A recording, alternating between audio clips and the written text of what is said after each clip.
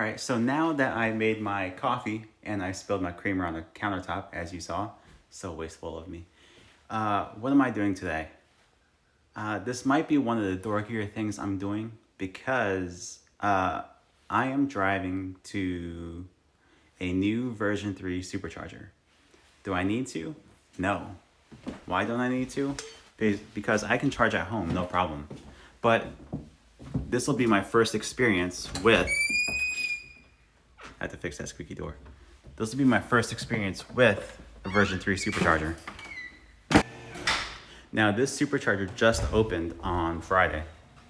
And I saw it on the Supercharge info website. Now this Supercharger is so new that it's not even on the Tesla maps. When I do a search for Superchargers in the car itself, it's not even listed. Now we have some, looks like some destination chargers or whatever listed here, but there's no Superchargers listed in Lancaster. So that is where we're going. We're going to Lancaster. We're going to charge on this brand new Supercharger, just opened Friday. Today's Sunday, so 2 days ago. And we're going to experience version 3 supercharging for the first time. Let's see what speeds we get. Now I didn't charge the car last night. The car's at 46%. I estimate we'll get there at probably 20%. So let's see what happens. Let's see how it goes. All right.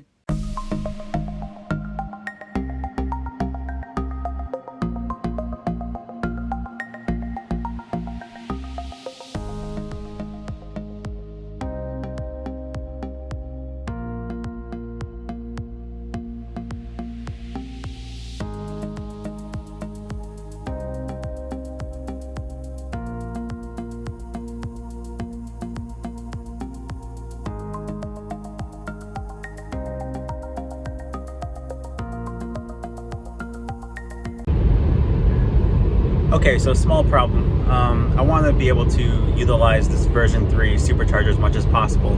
So we're about 9 miles away and at 31%. So I'm going to keep going for a little bit.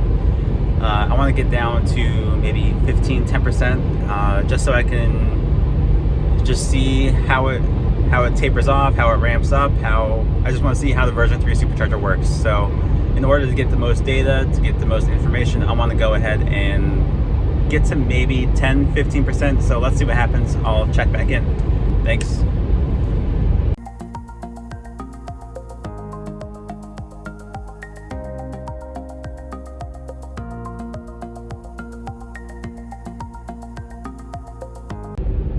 Okay, so this is the one time I wish the Model 3 wasn't so efficient.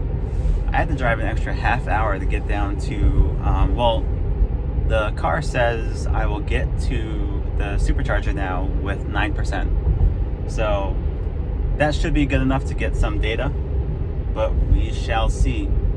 So I've been driving a while. Now, since it's not in the Tesla system, it's not in the UI here in the car, when I click on it, it doesn't start preconditioning.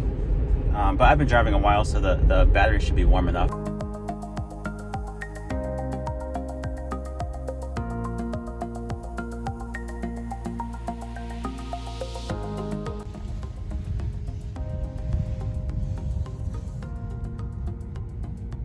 Here they are. Oh, it's being iced over there.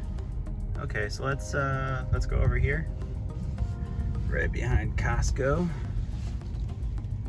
All right, so we are supercharging here at the version 3 Superchargers. We got here with actually 11%. And let's go plug in and see what we get.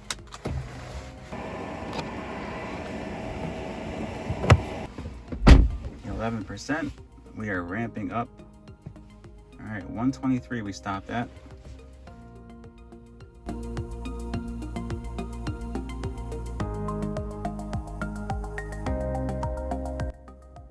Okay, so we got here at 11%. We are now at 37%, and we are charging at 150 kilowatts. So 150 kilowatts is the maximum of version 2 Superchargers. So it took, what, 15-16% to get to the maximum of the version 2. So now we're within version 2 supercharging limits. But even when I was on the version 2 Supercharger, I never got these speeds. I usually got like 120 maximum, around there. So this is pretty exciting. Like, this happened pretty fast, getting to 39%. It's kind of cool. This is a little off topic, but I wish I didn't have coffee because I have to go to the bathroom.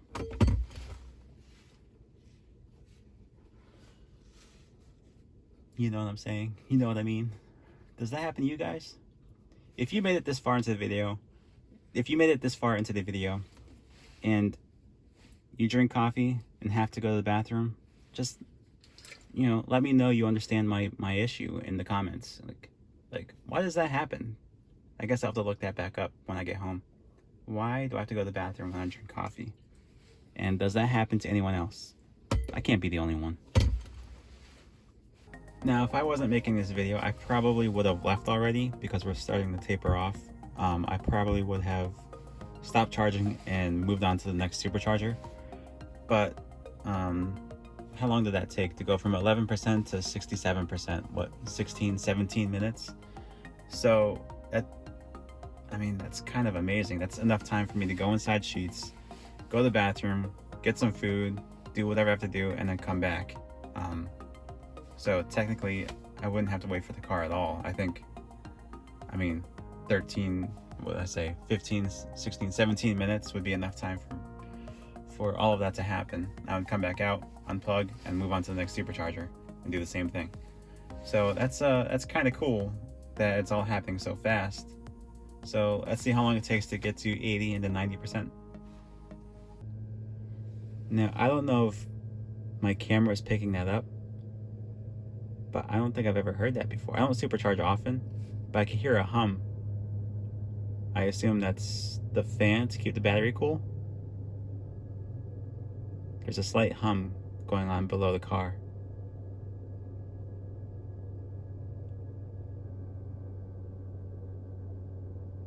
So I guess the battery is getting pretty warm. We're still at 72%, still charging at 83 kilowatts. That's amazing.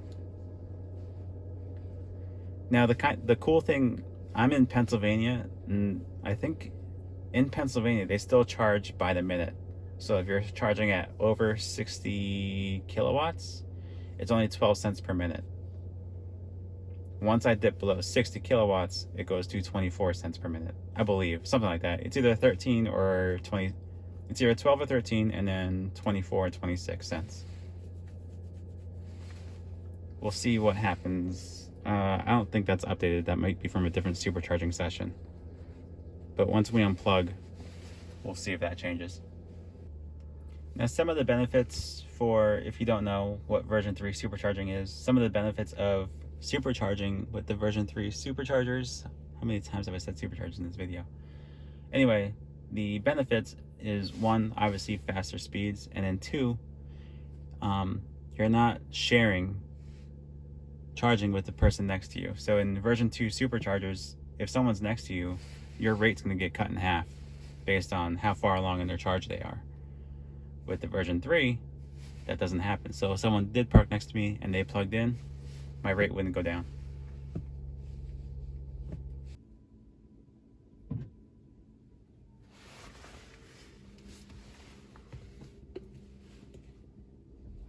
There we go. It's all done. So we're at 90%. We added 58 kilowatt hours. Let's go unplug.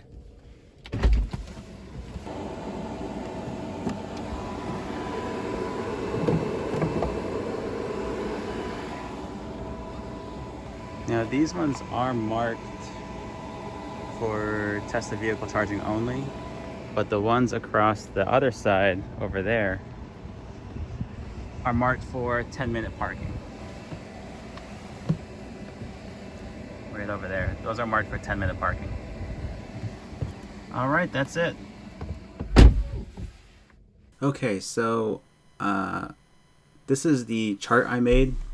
So I went back and I looked at the percentage versus how much power I was getting from the supercharger at that time. And then I created a chart for this. You can see it ramps up very quickly in the beginning, and it's a pretty steady line after that. It's very, very linear up to the 90%.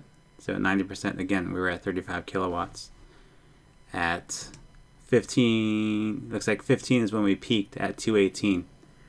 And it was a very smooth decline. So that was it. I just wanted to go ahead. Here's the percentage, and here's the kilowatts. Now when I charge at home, I get 12 kilowatts almost the whole way through. So pretty cool. I thought it would be a sharper decline here.